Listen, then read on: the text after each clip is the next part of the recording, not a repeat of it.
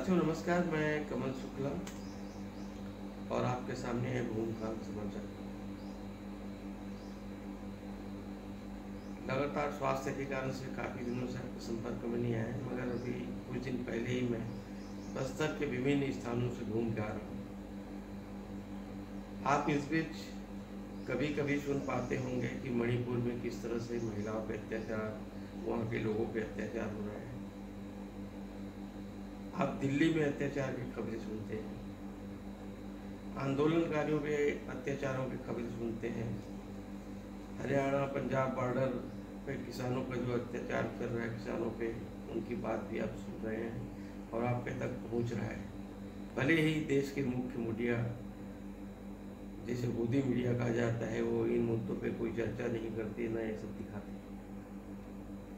मगर बस्तर के मुद्दे के बारे में तो आपको भी नहीं मिलता होगा। मैं आपके सामने मुखातिब हूँ और साफ साफ दावा कर रहा हूँ कि मैंने जो देखा है, पिछली सरकार के शपथ ग्रहण के तुरंत बाद जब मंत्रिमंडल का गठन नहीं हुआ तो 50,000 पेड़ काटे जा चुके थे केवल मुख्यमंत्री की घोषणा के बाद।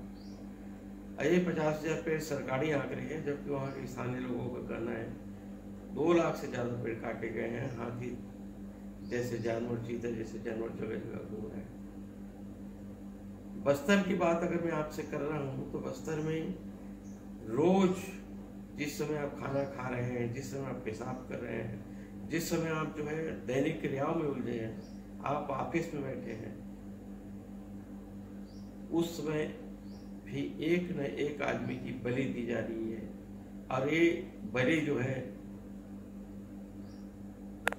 एक तरफा सरकार की तरफ से दी जा रही है। पूरी तरह से बस्तर में लोकतंत्र को खारिज कर दिया गया है और सारे उन आदिवासियों को नक्सली माना जा रहा है जो माओवादी इलाकों में, माओवादी प्रभाव क्षेत्र में, जहां की पुलिस भी नहीं पहुंच पाती वहां भारत सरकार के नाम पे, उन इलाकों के ग्रामीणों को चिन्हित करके मारा जा रहा है। दूसरा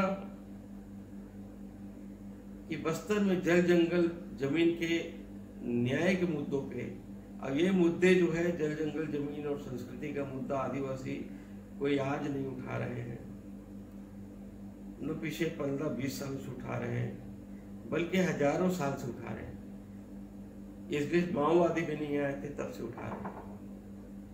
आज माओवादी इलाके जो समझा जाता है, उन इलाकों के ग्रामीण सड़क में बैठ के सरकार को अपनी बात सुनाना चाहते हैं। तो मेरे ख्याल से, मेरा एक पत्रकार होने के नाम से, एक नागरिक होने के नाम से, मेरे को तो ये बहुत अच्छी बात लगती है कि जिस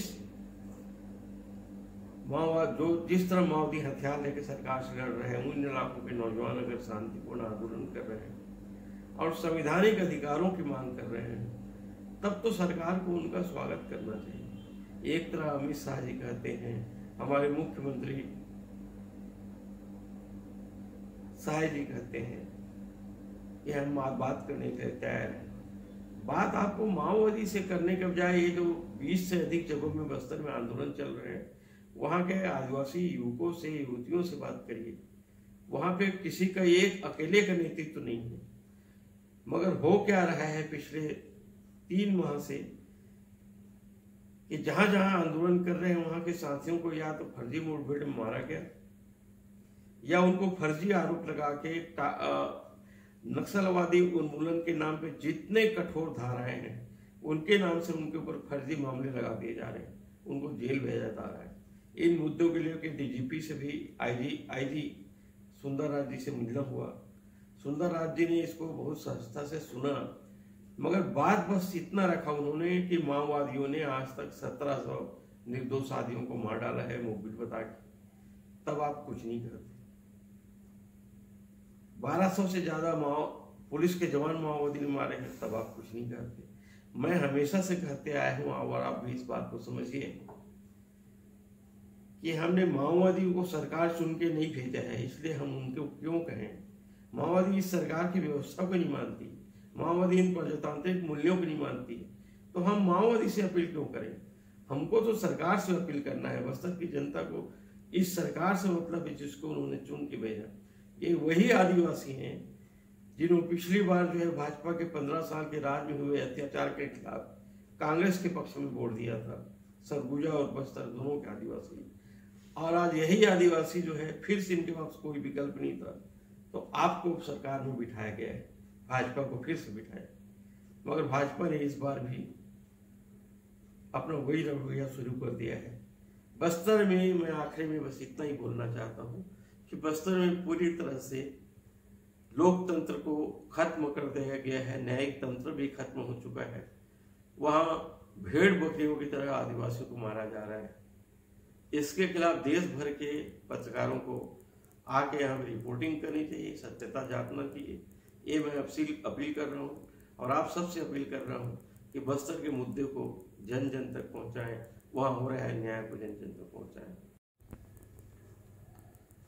साथियों, बस्तर की इन सब सच्चाइयों को जानने के लिए मैंने बीजापुर, दंतेवाड़ा, सुकमा और नारायणपुर के बहुत सारे गांवों में घूमा है, बहुत सारे चश्मदीदों से मिला हूँ, बहुत सारे घटनाओं को का जाके परीक्षण किया हूँ, दोनों पक्ष की बातें सुना। मगर अभी फिलहाल आपके पास बस्तर के सामाजिक कार्यकर्ता, देश भर में प्रसिद्ध सोनी सोढ़ी की आवाज़ से खुद आप ये सच्चाइयों का अंश सुन लीजिए। मैं सोनी सोढ़ी बस्तर से हूँ। मैं एक सामाजिक कार्यकर्ता हूँ। बस्तर में आए दिन घटने पर घटने हो रहे हैं और इस तरह की घटने हो रहे हैं जो हर दिन एक आदिवासी की मौत है। कभी कई आदिवासी को जेल भेजा जा रहा है, कई महिलाओं की बलात्कार हो रही है, कई हमारे आदिवासियों को सीधे गोलियों से उसकी हत्या की जा रही है। जैसे कि कल की घटना है, मतलब 11 तारीख को पोर्स इंद्रावती नदी उस पर एक गांव है जो बुड़गा गांव पंचायत है। उस जगह पोर्स 11 तारीख को जाती है और पूरी गांव के बीच में अपने गश्त के नाम पे घूमती है। उसके बाद घूमने के बाद 12 तारीख को राजे ओयाम जो लगभग 40-45 वर्ष की है, उस महिला बहन के ऊपर गोली चलाई जाती है। वो गोली सीधा वो घर के अंदर घुस के गोली चलाया गया और वो महिला बहन बोल रही है, जो मैंने वीडियो बनाया है उसको मैं आप लोग के सामने जो मतलब डाल रही हूँ कि इस तरह से आखिर आदिवासी पर क्यों गोली चलाया जा रहा है, किस वजह से चलाया जा रहा है। सबको पता है कि आदिवासी जिन जंगलों में रहे हैं, घने घोर जंगलों में, उस जंगलों पहाड़ी को छीनने के लिए, पूंजीपति को देने के लिए कैसे नरसंहार, कैसे जुल्म सरकार कर रही है। ये छत्तीसगढ़ सरकार आके कितने महीने हो गए हैं और यहाँ आए दिन यहाँ लाशों का भंडार होते जा रहा है। बस्तर की जो जमीन है, जो पहाड़ है, वो बारूदों की भंडार हो जा रही है। अभी 6 महीने की बच्ची पर गोली चलाया जाता है। जो हमारे राजे ओयाम, उस पे गोली चला दी गई, वो भी घर के अंदर। आज मैंने एम्बुलेंस में ला रहे थे राजे को, मैंने बीचों बीच रोड में एम्बुलेंस को रोका और रोक के मैं एम्बुलेंस में चढ़ने के बाद अंदर घुसने के बाद मैं बहुत कोशिश करके मुझे सच जानना था, तो मेरे को राजे बहन बोलती है, बहन आपके साथ ऐसा क्या हुआ? तो कहने लगी, नहीं सोनी दीदी, मैं बचूंगी या मरूंगी मुझे नहीं पता, पर मेरे को जो गोली चलाने वाली वो पुलिस है। मैं घर के अंदर में मैं थी और घर में मैं बच्चों के साथ खाना दे रही थी और मेरी ऐसी भी तबीयत खराब है और उस घर के अंदर घुस के मेरे को पुलिस वाले ने गोली चलाई। और आज ये जो बीजापुर का एसपी और पूरी यहाँ जिला प्रशासन, शासन प्रशासन टीवी चैनलों में ये चला रहे हैं कि वो क्रॉस फायरिंग है। क्रॉस फायरिंग घर के अंदर होती है या पहाड़ों में या मैदानों में, और 2 लोगों के बीच की लड़ाई में क्रॉस फायरिंग है, तो इसका कोई स्पष्ट कोई नहीं करता और सीधा बोल के बोला जाता क्रॉस फायरिंग। 6 महीने की बच्ची पर गोली चला दी है, क्रॉस फायरिंग। अब ये राजे के ऊपर गोली चल गई है, वो घायल है, वो बचेगी नहीं बचेगी इसकी कोई गारंटी नहीं है। अभी जगदलपुर अस्पताल में है, जो डिमरापाल करके अस्पताल, उसमें अब मौत और जिंदगी के बीच में लड़ रही है। अब पता नहीं उस राजे बहन के जीवन का क्या होगा, लेकिन ये तो बड़ी बड़ी टीवी चैनलों में चला के अपने आप को सरकार और बीजापुर का एसपी सारे लोग बचने की कोशिश कर रहे हैं। क्रॉस फायरिंग, ये वही लोग हैं जो सलवा जुड़ों के समय बंदूक उठा के पूरी बस्तर की हालत खराब किए थे, नरसंहार खून की होली खेल रहे थे। आज वही फोर्स है जो फिर से छत्तीसगढ़ सरकार उस फोर्स को बंदूक देके आज उसको डीआरजी बना के हमारे आदिवासियों के बीच में बेच के आदिवासी को लड़ा के खत्म करने का बहुत बेहतरीन साजिश किया जा रहा है। जबकि सुप्रीम कोर्ट ने कहा था कि इस सलवा जुड़ों के समय जब केस वो चली है सुप्रीम कोर्ट में, सीधा इनको ये कहा गया था कि ये दोबारा इनको बंदूक ना दिया जाए,